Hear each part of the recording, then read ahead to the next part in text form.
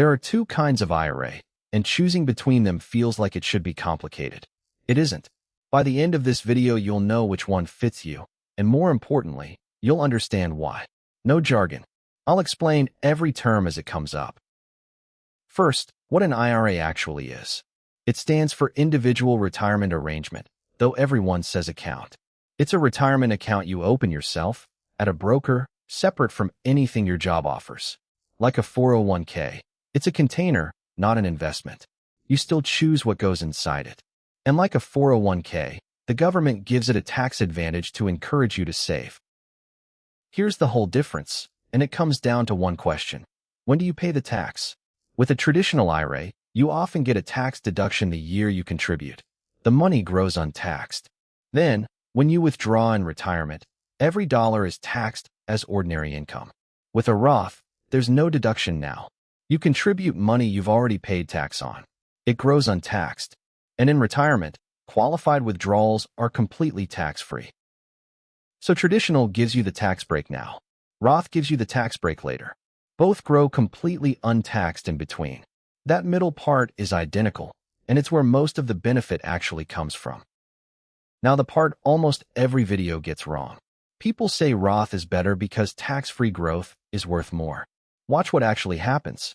Take $7,500 of pre-tax income. Put it in a traditional, grow it 30 years at 7%, and pay 22% on the way out. You end with $44,532. Now take that same $7,500, pay the 22% tax first, so $5,850 goes into a Roth, grow it the same 30 years. You end with $44,532. Identical. To the cent. That's not a coincidence, it's arithmetic. So if they're the same, what actually decides it? One thing. Whether your tax rate in retirement is higher or lower than your tax rate today. If you're in the 12% bracket now and expect 22% later, Roth wins. If you're at 32% now and expect 22% later, traditional wins. If the rates match, it's a tie. That's the entire decision. One honest caveat. There is a second Roth advantage. Both accounts cap you at the same $7,500, but $7,500 into a Roth is already taxed money, so you're effectively sheltering more. That's real, but it only helps if you would otherwise have invested the traditional tax savings and didn't. If you do invest those savings, the advantage disappears exactly. Most people don't invest them, which is why Roth often wins in practice rather than in theory. Now the rules. For 2026, you can put $7,500 total into IRS. If you're 50 or older, $8,600. That's a combined limit across both types. Contributing $5,000 to a Roth means you can only add $2,500 to a traditional. It's not per account. But income affects your eligibility, and this is where people get tripped up. For a Roth, if you're single and your modified adjusted gross income is under $153,000, you can contribute the full amount. Between $153,000 and $168,000 it phases down. Above that, you can't contribute directly at all. Married filing jointly. Those numbers are $242,000 and $252,000. Traditional works differently. Anyone with earned income can contribute at any income level. What phases out is the deduction, and only if you're covered by a retirement plan at work. Single with a workplace plan, the deduction phases out between $81,000 and $91,000. Married filing jointly, between $129,000 and $149,000.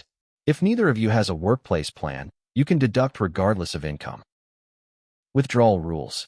This is where the accounts differ most in real life. With a traditional, taking money out before 59 and a half generally means income tax plus a 10% penalty. With a Roth, your own contributions can come out at any time, at any age, tax-free and penalty-free, because you already paid tax on them. The earnings are different. Those need you to be 59 and a half and the account open 5 years. And there's one more difference that matters enormously later. Traditional IRAs have required minimum distributions. Starting at 73 or 75 if you were born in 1960 or later, the government forces you to withdraw a percentage every year and pay tax on it, whether you need the money or not. Roth IRAs have no required distributions during your lifetime. Ever. You can leave it untouched, growing tax-free, and pass it to your heirs. Let's make this concrete with 3 people. Maya is 26, earns $58,000, and sits in the 12% bracket. Her tax break today is small, and she has 40 years of growth ahead. Almost any plausible future puts her in a higher bracket than 12%. Roth, clearly. She's paying tax at the cheapest rate she'll likely ever see. Devan is 44, earns $210,000, and is in the 32% bracket. He's over the Roth income limit, so he can't contribute directly. He's also over the deduction limit if he has a workplace plan.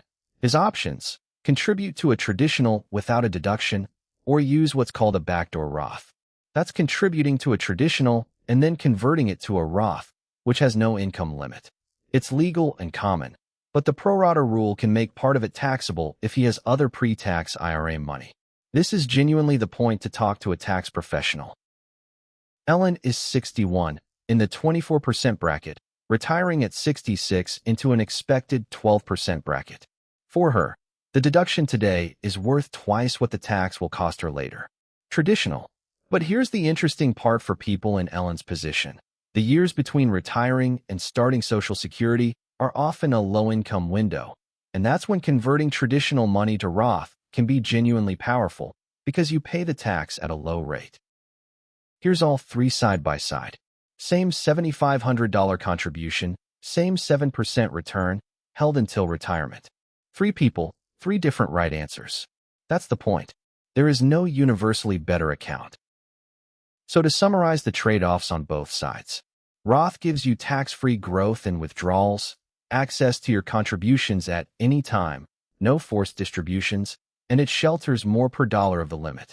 The costs are no tax break this year, and income limits that can block you entirely.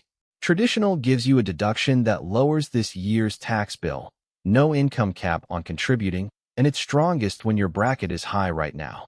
The costs are that every withdrawal is taxed, required distributions start at 73 or 75, and the deduction phases out if you have a workplace plan.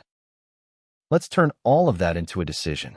First question, is your income over the Roth limit? If yes, you're looking at a traditional or a backdoor Roth. If no, second question, is your tax rate low right now? If yes, Roth. If no, traditional. That's it. And if you're genuinely unsure about future tax rates, which is a reasonable place to be, splitting between both is a legitimate answer. It gives you tax flexibility in retirement because you can choose which account to draw from depending on your income that year. A few mistakes worth avoiding. Assuming Roth is always better when the math says it depends entirely on your bracket. Thinking you can't contribute to a traditional because you earn too much when the limit is on the deduction, not the contribution. Forgetting the limit is combined across both accounts. Contributing to an IRA before capturing your employer's 401k match, which is free money and should come first. And opening the account, but never actually investing the money inside it, which happens more than you'd think. So here's the whole video in a few sentences. Both accounts grow tax-free, and that's where most of the benefit is. Traditional gives you the break now, Roth gives it to you later. If your tax rate never changes, they're mathematically identical. So the only real question is whether your rate will be higher or lower in retirement. Low bracket now, lean Roth. High bracket now, lean traditional. Unsure, split them. I've put the comparison tables and the decision tree into a checklist you can download in the description. And a genuine note, tax situations vary enormously. So for anything involving conversions or high income, talk to a licensed tax professional. This has been education, not advice.